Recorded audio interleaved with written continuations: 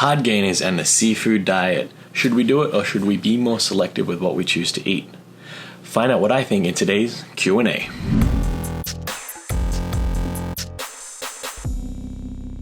Hey everyone, Selwyn here from WynnStrength.com, where the goal of the channel is to get you a little bit stronger every single day. Thanks for clicking on another Wynn Strength 5-Minute Friday Q&A episode, where I attempt to answer your questions in under 5 minutes. Be sure to subscribe so you don't miss out on any future answers, and if you do have any questions, make sure to leave them in the comments below and I can get to them in a future video. So this is another great question, so let's get to it and let's start the timer. So the phrases dreamer bulk, dirty bulk, bear mode, dirty bulk all come to mind when you're talking about a seafood diet. It's basically just, you see something, eat it. Just eat everything you can possibly get your hands on and have no real selection for what you choose to put in your mouth. If it's got calories, throw it in. The higher, the better. I love this question because it's definitely something I've done in the past. I went from 185 pounds to 215 pounds in a pretty short amount of time, probably about 4 months. Was it fun? Yes, it was. It was very fun. Did I get the best results out of it? Probably not. At the end of it, the 215 pounds, I think a lot of that was fat gain.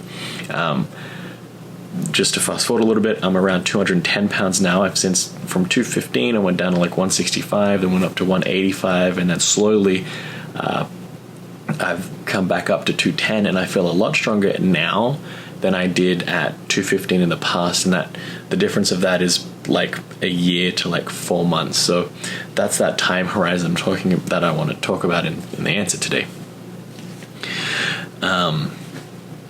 So what I found from my personal experience is actually backed with some scientific evidence, and it's that when you go over a certain threshold of eating, it doesn't really help you in gaining more muscle mass. You're really just putting on a lot more fat mass, which is something I found to be true in my own personal experience. What that was, so one study looked at overfeeding by a little bit, and then so they compared two groups, one that was overfed by like 600 calories every day, and the other one was overfed by a couple hundred calories every day. They looked at this over 12 weeks. They found that both groups put on similar amounts of lean body mass, but the 600 calorie group, the really overfed group, put on way more fat mass. So I don't think that alone, shows you that it's not necessary to overfeed up to a certain point. After a certain point, you're kind of getting those good returns. And then anything over and above that, you're really just putting on fat. And unless you want to put on some fat just to get some bulk, it's not really necessary. If you want to stay as lean and muscular as possible, that slower, steadier approach is definitely going to be your friend here. So I think, there's definitely a better way to do this rather than the eat all you can, the dirty bulk. And that's something that I've done recently, has been to slowly put on weight. So as I said earlier, I'm around that 210, so I hover around 208 to 212, depending on the time of the day. But to go from 185 pounds to here has taken me quite a while, a lot longer than it did when I tried to do it in the past. And what that's meant is that I don't think I put on as much fat. Yes, there is a lot of fat that has come along with this, but it's not as much fat as it was before, and I'm not reverting down to my old body weight. So one thing I noticed when I put on that weight really quickly was that my body really wanted to come back down a lot of weight if I didn't keep that huge amount of calories up, and it felt like a huge amount of calories because it went from like 0 to 100 real quick, rather than gradually increasing. Like I might be eating the same amount of food I am today than I was a couple years back when I tried the Dreamer Bulk, but because I've gradually increased my food intake to what it is now, it doesn't feel like that much food. It doesn't feel like I'm overfeeding or I'm like stuffing myself to the neck every single day. So definitely look at slowing down your roll when it comes to gaining weight.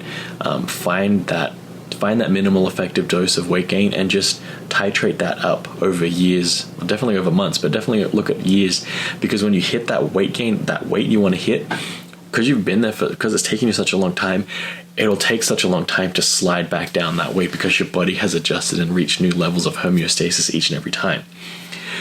So I want to take this last minute to introduce my own scale. You'll hear it here first at Wynn Strength, is the RPS scale, or the rate of perceived satiety. There's only 4 levels. Level 1 is I'm still hungry. Level 2 is I'm not hungry, but not full, and I'm choosing not to eat anymore. Level 3 is I'm full and couldn't eat anymore.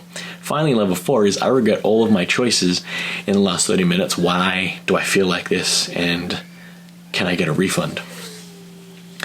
I think if you're trying to gain weight, stick within the 2 to 3 RPS range and maybe venture into that RPS 4, that maximum RPS rating, once every couple of weeks, once a month. And that's going to keep you in a good balance of weight gain. I think I did it. I think we did it, everyone. I think I was able to answer this question in under 5 minutes. I'm going to stop now. So if you found this video helpful, be sure to subscribe so you don't miss out on any future videos. I've also created a playlist that you'll see at the end of this video so you can catch up on previous episodes of 5 Minute Friday, as well as make sure you don't miss out on future episodes of 5 Minute Friday.